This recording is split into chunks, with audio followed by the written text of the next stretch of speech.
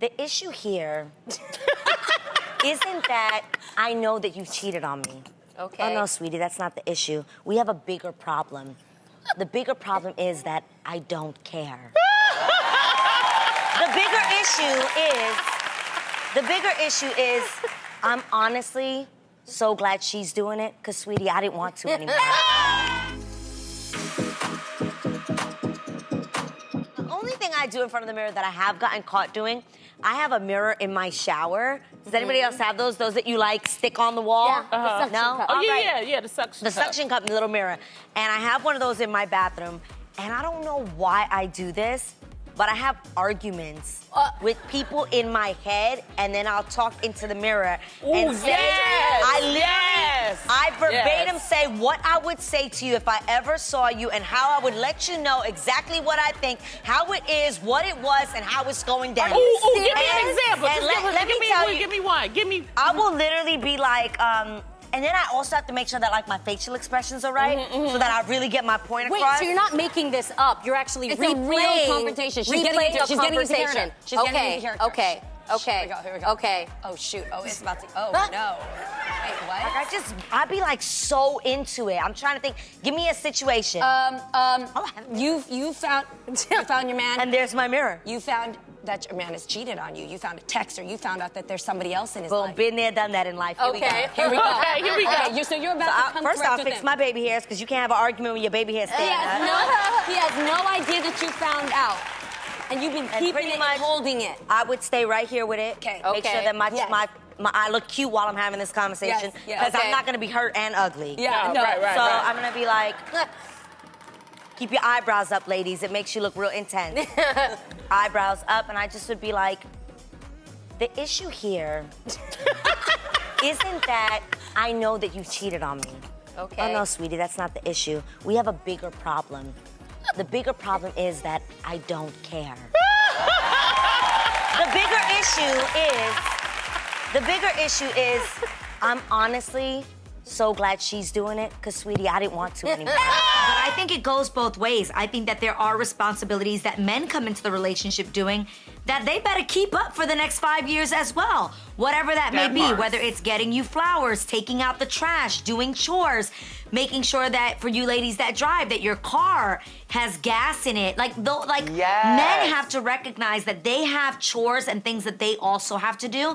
So I think it goes both ways. Whatever you came in doing, just keep that up. I don't necessarily think that it needs to be laundry per se, because I appreciate an independent man who does his own laundry or figures out how to do that himself. I've done my husband's laundry, but it's never been like a thing for us to do. He'll do his own. Right. He'll ask me, babe, I'm doing a load. You got stuff you need to put, it's whites. Right. So I think That's it's really how it about should be. Yeah, compromise. And if you do choose to do the laundry and you do choose to do that, then I say that's your responsibility, but he should have responsibilities as well. They always say that there's a difference between joy and happiness. There's even a church song that says, this joy that I have, the world didn't give it to me, the world didn't give it, the world can't take it away. Yep. And there is something to be said about that, that joy should be unconditional, whereas happiness is conditional. Yep. Some days you're happy, some days you're not, but you can have joy in your heart At all all the time. time. Yep.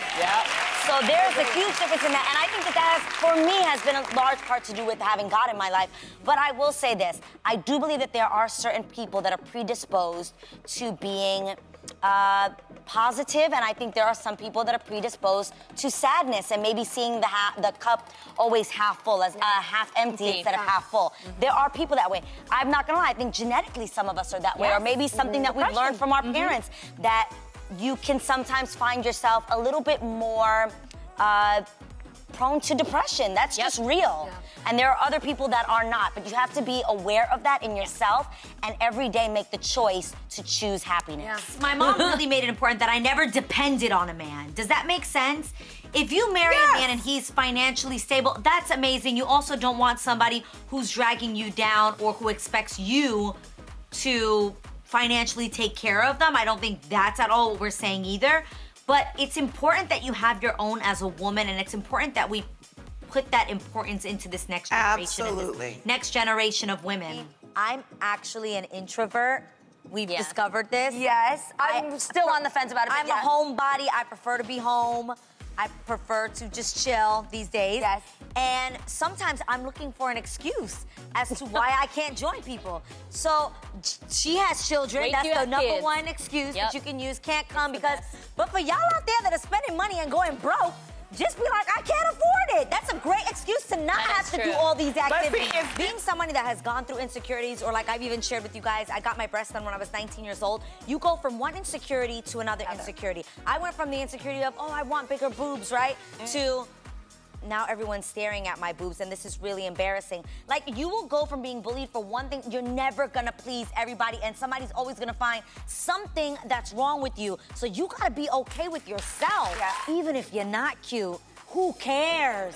Like, even if you're not cute, like, not everybody is gonna be but it's socially the easy for cutest, us most to beautiful say that. thing. Say that. The issue is that we keep putting all of this freaking pressure, what is the word I'm looking for? All this freaking blank on beauty. Who gives a crap? Beautiful, not like you.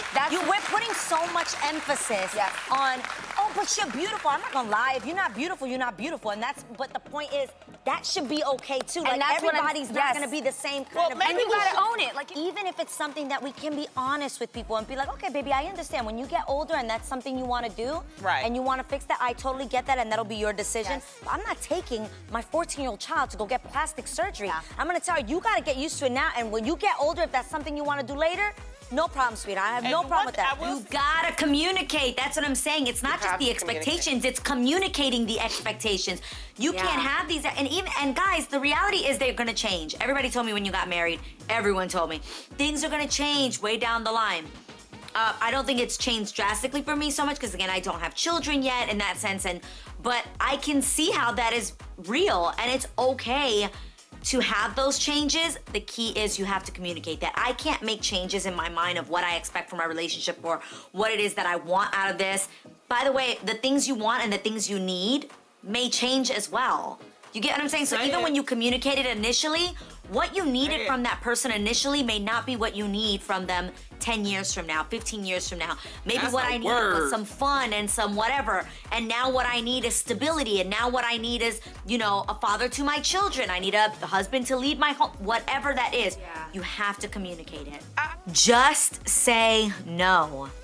I think that probably is the one thing in my life that has caused me heartache, or the things that I regret most are just not knowing how to say no. I think when I was younger, I really was a people pleaser and I wanted people to like me and I never wanted to offend anyone. And now looking back, if there was one thing I would want to instill in my 15-year-old Adrienne would be, it's okay to say no. Like, just say no.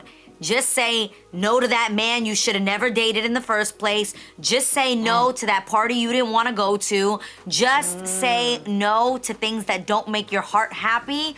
Like, I wish I could have learned that so much earlier in my life, because it really could have saved me from just things that were not good for me, things that hurt my heart, and that, looking back even but now, I'm just getting used to it.